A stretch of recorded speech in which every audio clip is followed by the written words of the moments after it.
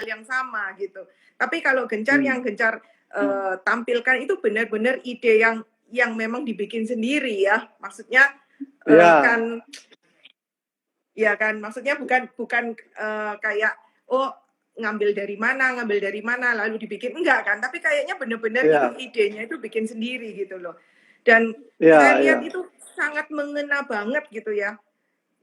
Terakhir kali yang saya lihat itu adalah 8 hal yang tidak pernah diajarkan di sekolah. Itu sangat mengena banget gitu. Menurut saya itu hal yang simpel gitu ya. Tapi ternyata Gencar itu bisa memberikan kita informasi yang bagus banget. Boleh nggak sharing sedikit aja, kenapa kok tiba-tiba bisa punya ide untuk men-sharingkan tentang itu kontennya?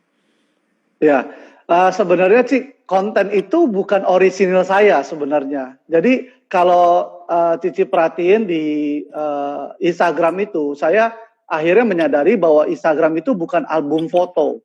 Nah, seringkali banyak leader dan agent prudensial yang saya lihat itu masih banyak menganggap Instagram itu album foto. Jadi apapun dia taruh di situ. Sedangkan saya baru menyadari bahwa sebenarnya ada dua bagian yang terbesar dalam Instagram yang harus kita bisa manage. Satu itu adalah IG feed, satu IG story. Nah, kalau album foto gitu, mendingan taruh di IG story, saya bilang. Nah, kalau saya taruh IG feed karena saya mau meng-engage orang-orang, Ci. Nah, ide awal saya adalah waktu itu saya mau buat konten yang berhubungan sama anak muda. Karena saya sendiri kan memulai di Prudential itu sebagai anak muda. Nah, jadi dari situlah saya berpikir apa sih yang bisa saya sharingkan, bisa mengedukasi orang-orang. Nah, saya menyadari bahwa karena saya juga baru punya anak masih kecil-kecil nih, Ci. Jadi saya baru menyadari bahwa seperti anak saya, kayaknya kalau saya ngajarin dia perkalian gitu ya, pembagian gitu, kayaknya menurut saya itu lama-kelamaan tinggal hafalan gitu ya. Nah, lalu terimpact sama saya, berarti sekolah itu sebenarnya penting nggak penting, karena 2 bulan ini anak saya tidak sekolah loh, Ci. Ya kan, boleh dibilang cuma homeschooling doang. Nah, dari situ saya bukalah role model saya. Saya cari role model.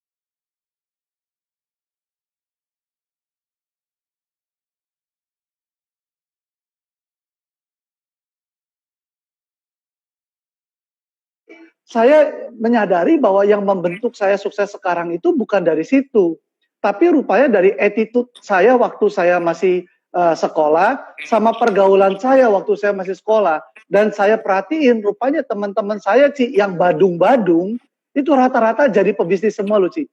Benar. Ya, yang pinter-pinter akhirnya jadinya malah jadi kayak karyawan gitu ya. Lebih nggak berani dia gitu. Nah, jadi saya sharingkan rupanya di sekolah itu yang terpenting bukan tidak mengajarkan namanya bagaimana harus mengolah informasi, caranya menjual gitu. Itu nggak diajarkan. Yang saya tahu ada sekolah itu mengajarkan cara bersosialisasi. Nah, jadi dari ide itulah muncullah gitu, Ci. Ya kan Cici ingat nggak waktu sekolah ada nggak yang ngajarin cara jualan, Ci? Nggak ada loh, Ci. Nggak ada. Nggak ada ya? Jualan sendiri, saya yang jualan sendiri. Iya. Betul. Kita mau nggak mau jualan sendiri kan nggak bisa. Kalau misalkan gurunya ngajarin jualan, pasti gurunya buka bisnis sih, nggak jadi guru dia. Iya benar. Gitu. Ya kan nggak ada sekolah ngajarin pebisnis gitu. Berarti guru-gurunya bisa direkrut dong untuk diajarin jadi pebisnis. Tapi jangan juga lah, Ci. Semua ada bagiannya, semua ada bagiannya gitu. Cuma saya melihat bahwa maksudnya gini, saya cuma mau edukasi bahwa teman-teman yang baru punya anak gitu, jangan sampai teman-teman terpaku kepada skor gitu. Banyak orang kan melihat skor, harus 8, harus 9. Nah, kayak hari ini kalau Cici lihat IG story saya baru aja memberikan reward dan punishment ke anak saya. Gara-gara semalam dia tidak membereskan barang, tidurnya malam, akhirnya saya marah sama dia, saya larang dia untuk nonton. Lalu dia datang ke saya gitu, dia rayu saya terus dari tadi. Oke, saya bilang, saya memakai praktek saya adalah ya reward and punishment. Kalau kamu mau, oke, kerjakan PR, saya kasih hitung-hitungan. Salah 2, ya udah nggak bisa nonton. Dia bener semua, silakan nonton. Nah, nah di sekolah kan nggak diajarin gitu, Ci. Di sekolah kan cuma dikasih tahu kalau nilai 8, oke, kamu grade-nya adalah top 5 terbaik misalkan gitu. Tapi nggak ada kan sekolah yang maksud saya mengajarkan, oke, kalau kamu bisa menyelesaikan lebih cepat, kamu boleh keluar ruangan lebih dulu, bermain lebih lama. Itu jarang loh, Ci, ada sekolah begitu. Iya, benar. Gitu. Benar. Waduh, Jadi buat ini pasangan berarti, muda aja. Berarti temanya bisa untuk mendidik anak ini ya, bentar lagi ya. Kita ganti. jadi ganti ya kita didik anak ya. Oke. Gitu. Kalau menurut Gencar berarti perlu nggak untuk punya 2 account untuk dipisahkan antara bisnis dengan pribadi gitu? Nah, kalau saya gini, Ci, dasarnya mau buat Instagram itu, misalnya kita bicara Instagram ya.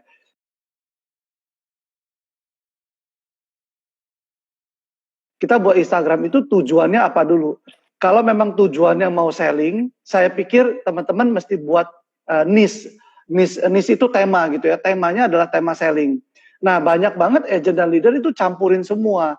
Ada selling, ada kehidupan pribadi, ada tiba-tiba dia makan apa, itu dia post di dalam album fotonya dia gitu. Kalau menurut saya, kalau memang teman-teman mau punya akunnya khusus pribadi, silakan buka satu lagi. Tapi kalau buka satu lagi, sekarang algoritmanya dari Instagram itu lumayan berat juga, Ci. Untuk bisa engage banyak follower itu juga berat. Jadi kalau untuk teman-teman agent di awal, saya menyarankan jangan buka satu akun. Mendingan pakai akun lama. Karena saya baru semalam juga dapat dari agent saya, waktu awal dia itu diajarin personal branding. Lalu dia contek-contek saya juga, dia tanya-tanya sama saya, lalu saya bilang sama dia, jangan buka baru, pakai punya kamu. Nah, singkat cerita, dia baru semalam WA saya, dia dapat satu, tiba-tiba WA dari temennya, minta dibuatkan asuransi. Nah, saya lagi tanya sama dia, tolong lu cross check itu dapat dari mana? Kalau dapat dari Instagram, saya percaya berarti bahwa postingan-postingan dia kemarin itu memberikan efek gitu, Ci. Oh, gitu ya. Itu ajan baru join Januari, Ci. Kan jarang ada orang tiba-tiba nanya, buatin gua asuransi dong. Dia tahu dari mana kalau bukan referensi, berarti dari sosial media gitu. Oh, gitu. Ada tips nggak untuk personal branding di medsos dari Gencar? Kalau saya personal branding, kalau saya ngikutin dari coach saya Benjamin, itu ada 3 E yang dia sharingkan. E yang pertama itu bicara mengenai edukasi. Ya, yang kedua itu yang kedua engagement, yang ketiga entertain.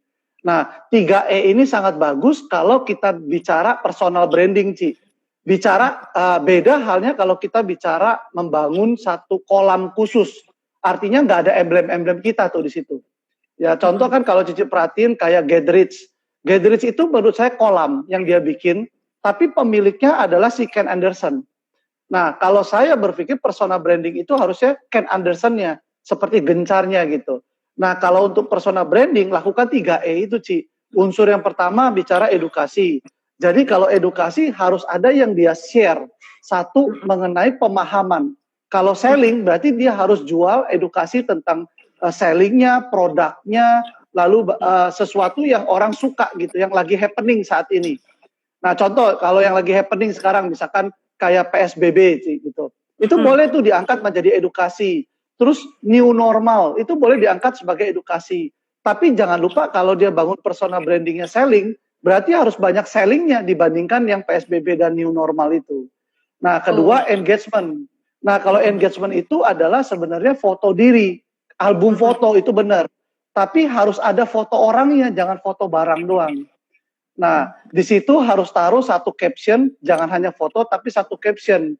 Caption itu yang mengengage orang untuk mau buka profil kita. Jadi jangan sampai taruh misalkan kita jalan-jalan pergi ke Singapura, tapi kita taruh misalkan Singapura I miss you. Itu nggak mengengage orang, tapi harus taruhnya misalkan misalkan bilang gini, saya kangen liburan dan Singapura salah satu kota yang punya momen indah buat saya. Nah itu pasti mengengage orang tuh, Ci.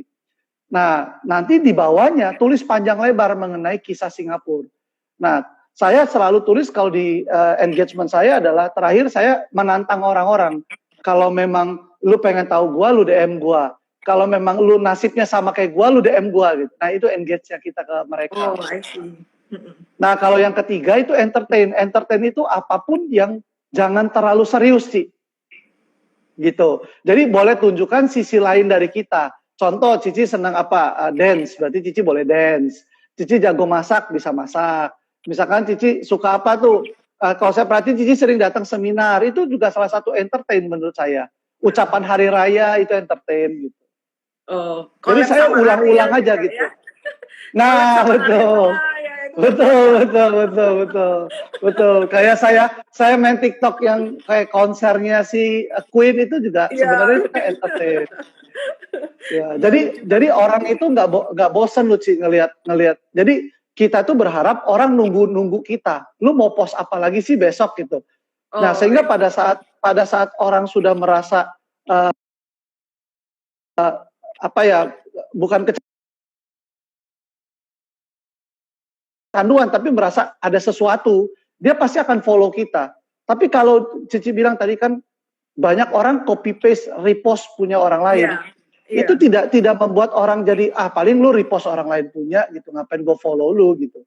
Nah, kita Iya. harus bikin versi kita, cuma kita idenya ambil dari orang lain, cuma versinya versi kita. Oke, berarti di sini Gitu. kita diajarkan untuk lebih kreatif gitu ya. Masing-masing Ya, jadi supaya kita gimana? sebenarnya bukan kreatif sih, Ci. Sebenarnya kalau Cici punya role model, teman-teman semua ini punya role model, tinggal ambil gayanya mereka, Ci. Saya punya role model, salah satu yang saya sering lihat. Jadi, kalau Cici punya role model, yang dilakukan ada lihat terus Instagram dia. Jadi, saya selalu notifkan. Saya notifnya saya on-kan, jadi setiap dia post apa, saya tahu gitu. Nah, contoh role model yang saya ambil, misalkan Will Smith, si Gary, ya, terus Gatorade juga saya juga ambil. Nah, jadi saya setiap mereka post saya lihat dulu nih, wah ini cocok dengan saya, lalu saya copy gitu. Cuma gitu ya. betul, tapi dengan gayanya saya gitu. Oke, oke, keren. Terus untuk pertanyaan selanjutnya, menurut Gencar, apakah kedepannya gaya marketing akan seperti ini terus? Nah, saya tertarik pembahasan ini kemarin saya kan sempat collab sama Wong Agus juga ya. Saya melihat sepertinya saya sempat tanya juga sama Wong Agus, kayaknya gimana nih ke depannya kita akan berlakukan kembali seperti dulu atau benar-benar new normal gitu. Kayaknya kita sepakat bakal new normal sih, Ci. Karena saya juga nggak tahu apakah training di kantor kalau kita adakan banyak orang akan hadir. Saya rasa Ya, kalaupun sampai hadir orang akan jaga jarak, Ci. betul. Yang tadinya salaman, akhirnya karena kejadian COVID ini benar-benar membuat salaman itu menjadi anti misalkan kita gitu kan. Ya. Nah, jadi saya berpikir kayaknya yang mungkin kita akan tetap berjalan dengan kondisi sekarang yang baik kita pertahankan, yang bagus dulu kita juga pertahankan. Nah, termasuk personal branding, Ci. Dulu saya rasa banyak orang tidak aware sama Instagram, Ci. Betul, Mereka cuma cuek-cuek aja ya. Termasuk juga saya dan Cici loh. Mungkin saya sama Cici nggak pernah pakai IG Live ya. Tapi semenjak kasus ini kita pakai terus kan. Iya. Nah, saya rasa kayaknya besok-besok kita akan terus lakukan itu deh. Karena itu salah satu cara yang efektif, cepat gitu kan. Terus orang bisa dengar langsung kita tanpa harus ada waktu khusus gitu. Iya, benar. Kemarin itu saya juga sempat punya ide untuk ngadain IG Live ini gara-gara ya kan waktu setelah zaman seperti ini kita kan sering dipanggil nih jadi speaker di mana gitu ya. Begitu flyer saya tampilin, loh kok ternyata banyak yang nge-DM saya, Ci boleh ikut nggak, Ci boleh ikut nggak? Banyak banget gitu. Jadi saya kan merasa nggak enak sama yang ngundang kan. Masa saya mau ngajakin orang luar, saya nggak kenal juga gitu. Jadi saya merasa, oh ternyata banyak orang di luar sana ini yang nggak tahu harus ngapain gitu. Jadi saya cuman beride aja gimana kalau saya bisa buat hiburan lah ya, buat edukasi atau mungkin memotivasi untuk ya memberikan harapan lah, karena banyak orang di luar sana yang lagi bingung gitu loh, saya harus ngapain, terus saya harus menunggu sampai berapa lama gitu. Jadi setidaknya saya pikir dengan adanya waktu ini kita bisa membantu lah ya, sedikit membantu untuk support orang lain juga gitu melalui IG Live.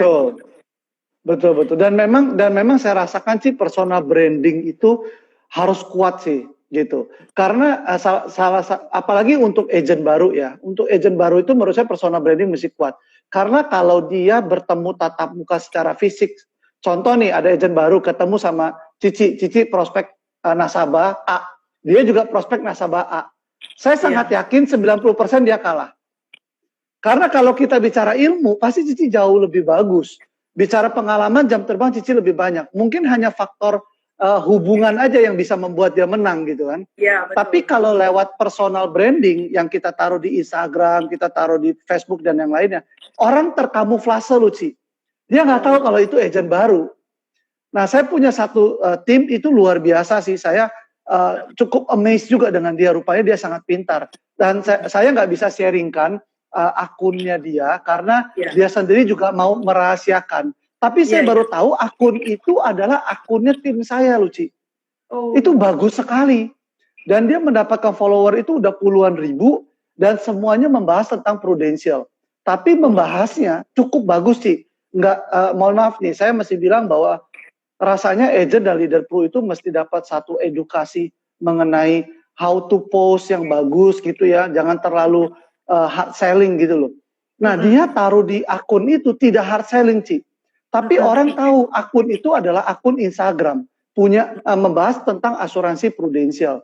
Nah, saya kaget dia dapat nasabah banyak dari situ, Ci. Dan yang masuknya luar biasa loh. Ambilnya kemarin dia cerita ke saya ada yang closing Pro Cinta bayar tahunan 30 juta. Saya tanya, lu kenal dia nggak? Nggak kenal. Lalu bagaimana? Dia hubungi saya, dia bertanya, Bapak orang Prudential ya? Iya. Pak, saya mau tanya kalau polis saya, dia punya polis itu, Ci. Polis saya ini udah 10 tahun, apa yang saya harus lakukan? Singkat cerita terjadilah obrolan, polis itu rupanya sudah lapse, Ci. Lapse lama, tapi uangnya numpuk di suspend akhirnya gitu. Singkat cerita ngobrol-ngobrol lah gitu ya. Akhirnya orang itu nggak marah juga karena dia tahu waktu itu kenapa dia sampai lapse gitu polisnya. Singkat cerita dia buka Pro Cinta karena dia tradisional lebih baik dan segala macam. 30 juta dia dapat premi tahunan. Saya bilang, wow, rupanya Instagram bisa ya gitu loh. Dan dia termasuk kategori baru, Luci, di dunia Prudential. Oke, berarti dengan adanya kondisi sekarang justru ini merupakan suatu peluang ya buat new agent karena banyak new agent kan takut gitu ya kalau misalnya dengan tidak dalam kondisi seperti ini mereka kan pasti wah saingan gua sama yang senior nih gitu tapi justru dengan kondisi saat ini itu memudahkan kita untuk bisa punya personal branding yang bagus sehingga kayaknya seakan-akan di media sosial nggak ada bedanya nih antara bahkan mungkin yang senior bisa kalah nih ya kalau memang si agent ini pinter banget untuk personal brandingnya di medsos benar ya. Nah ini berarti, bahkan kalau saya meriset sih ya, saya meriset kan kita KPM owner kan dapat weekly per hari dari sistem. Kalau saya cek justru yang banyak close akhir-akhir ini adalah orang-orang baru Lucy.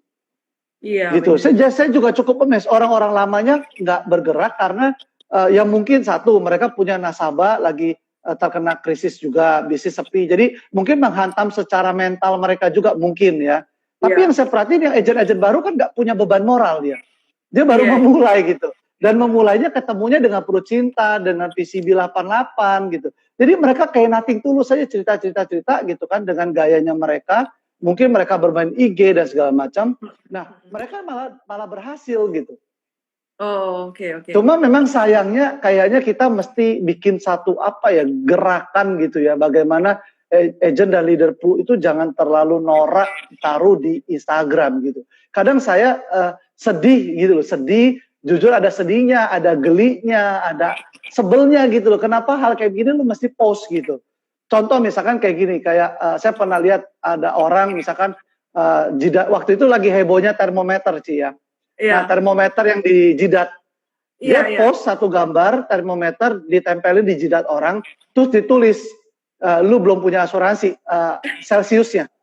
Lalu di bawahnya ditulis gitu, intinya gini, hati-hati kalau lu belum punya asuransi, termometer aja bisa baca, siap-siap lu bisa mati, gitu, segala macam lah gitu. Saya sampai bingung, lu post begini ini ngajak ribut orang gitu, bukannya meng-engage edukasi orang gitu. Nah itu banyak banget sih yang begitu. Saya sebel kadang dapat kesannya kayak ngecek gitu ya, kayak ngecek. Kan? Betul. Kalau mau kita nusuknya pakai cara halus dikit lah, jangan terlalu frontal gitu. Oke, ini ada pertanyaan nih dari Farel Bastian ya. Apa perlu posting feed berbayar demi menambah follower dan viewer? Feed berbayar. Kalau saya sih sampai saat ini belum gini. Saya melihat kalau feed itu menambahkan follower, kalau story memperkuat follower kita. Nah, kita kalau mau share feed, masalahnya kita pakai ads-nya di mana? Instagram atau Facebook. Kalau kita pakai Instagram feed, pastikan dulu kita punya kolam, kalau saya bilangnya itu showroom Instagram kita itu bagus sih. Kadang banyak orang bayar ads di Instagram, tapi pada saat kontak us dia klik, dia masuk ke profil kita, dia lihat showroom kita jelek sih, nggak ada apa-apa gitu. Orang nggak akan follow kita. Tapi kalau kita bikin showroom kita bagus, contoh gampangnya saya mau bilang gini, nama profil deh. Saya kenapa namanya Gencar Inspire itu karena saya juga dikasih masukan sama band. Gencar, nama lu boleh nggak jangan Gencar underscore GP. Waktu itu saya pakai nama itu. Itu nggak ada meaningnya dibilang. Bagaimana orang mau ikut sama lu kalau namanya itu. Lalu dia kasih saya arahan-arahan, akhirnya ketemulah Gencar Inspire. Lalu dia rubah bio saya. Dia kasih masukan-masukan, makanya bio saya isinya bahwa saya adalah seorang coach yang sudah berhasil cetak develop orang berapa banyak gitu dengan income berapa. Nah, lalu saya bikin bawahnya mulai teratur gitu. Nah, itu yang membuat orang saat kita taruh di IG Ads, maka orang akan lihat, oh showroomnya bagus ya, go follow ya gitu. Tapi kalau pakai Facebook Ads nggak ketahuan sih. Kalau Facebook Ads itu kita bikinnya memang munculnya di Instagram, tapi saat kita klik dia munculnya ke website gitu. Orang mesti cari nama kita dulu di Instagram baru bisa masuk. Nah, kalau pakai Facebook Ads saya rasa sih sah-sah aja sih, tapi masih bikin website lagi ya gitu. Oke.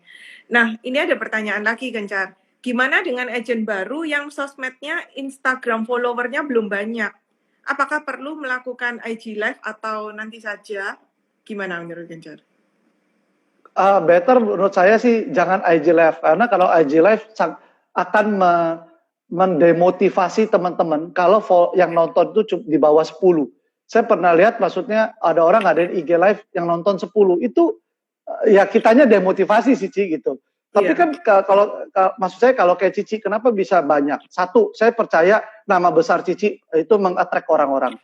Kedua, Cici sangat pintar dalam memilih narasumber. Ketiga, Cici konsisten, itu kuncinya.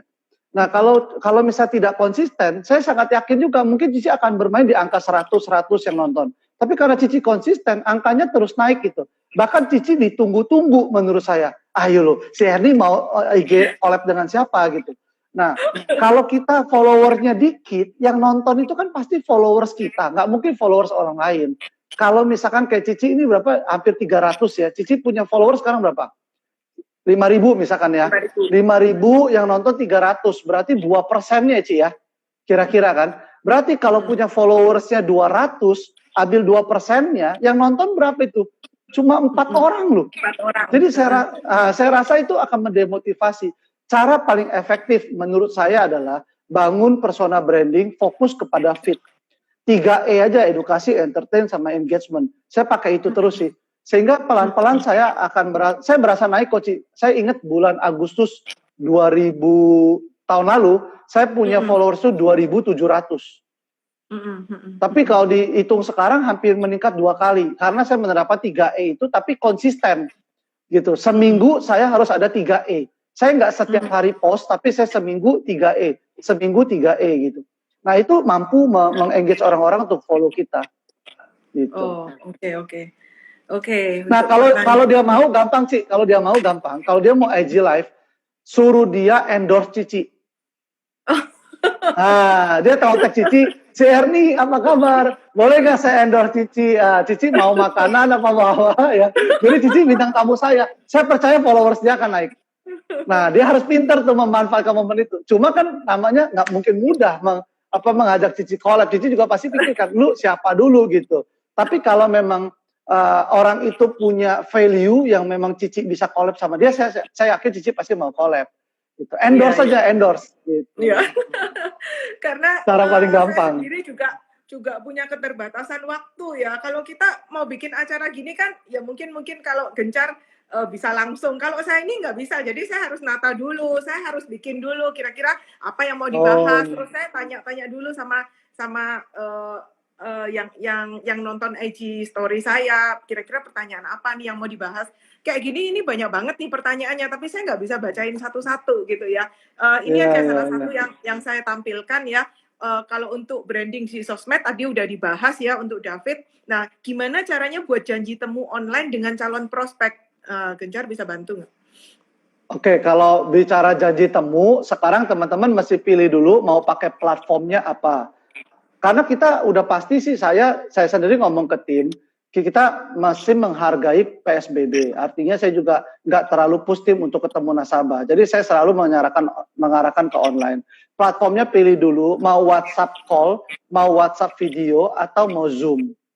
Nah, dari ketiga ini, saya cuma melihat ada segmen sih. Jadi kalau yang Zoom, itu biasanya yang muda-muda itu mau.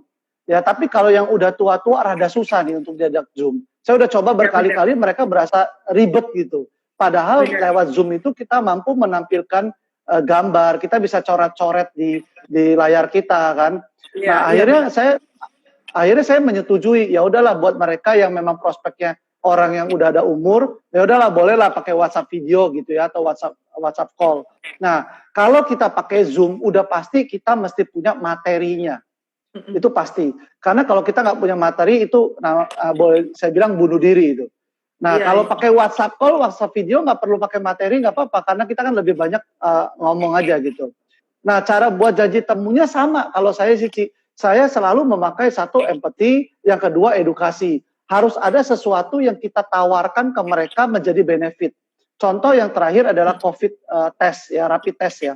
Nah, itu sebenarnya kalau agent-agent mau membuat momen itu momen baik, sebenarnya bisa tawarkan ke mereka. Prudential ada rapid test gratis loh gitu. Coba aja yuk, nggak ada masalah. Kalau memang mau bikin hubungan itu dekat sekali, teman-teman malah bisa anterin dia kok kalau memang mau gitu kan, ada drive-thru-nya. Nah, momen itu bisa membuat kita bisa closing sama dia gitu. Nah, itu sih yang maksudnya kalau janji temu, kita nggak bisa bilang, Bu, Pak, boleh nggak saya kontak Ibu jam sekian, saya mau menjelaskan produk ini. Saya rasa itu salah satu cara yang tradisional gitu ya. Tapi kalau cara yang efektif menurut saya adalah harus ada value yang kita edukasi ke dia, supaya dia mau, oh iya boleh deh, saya pengen tahu caranya bagaimana gitu. Pasti mau ketemu abis itu, by online. Oke, kejawab ya. Sama satu lagi. Cara yang sangat efektif, saya udah sharingkan ke tim saya, lama tapi nggak banyak yang ikutin, tapi kemarin ada satu yang kasih kesaksian di grup. Jadi dia dapat nasabah gara-gara dia kirimin kopi sih. Jadi memang kondisi saat ini orang itu udah boleh dibilang bosen banget di rumah. Udah bete banget lah. Yang mereka butuhkan satu sebenarnya adalah film, betul nggak Ci ya? Kalau Cici bisa memprovide semua link drakor-drakor yang seru ya, film-film yang kekinian yang nggak gampang dicari gitu, itu pasti memberikan value. Nah, kedua, jangan sungkan untuk kayak sekarang momen ketupat. Berapa banyak orang bisa buat ketupat? Nggak banyak loh. Kayak CR ini luar biasa loh, teman-teman ini juga sudah mempraktekkan. CR ini kirim saya lontong hari ini. Ya, maksud saya itu yang harus dilakukan sama leader-leader ya, agent-agent kepada orang lain yang memang dia rasakan, saya mau memberikan sesuatu. Jangan berharap akan balik, tapi kita investasilah. Cepat atau lambat akan balik juga investasi itu gitu. Nah, jadi yang sharing ke saya kemarin dia bilang thank you buat Pak Gencar.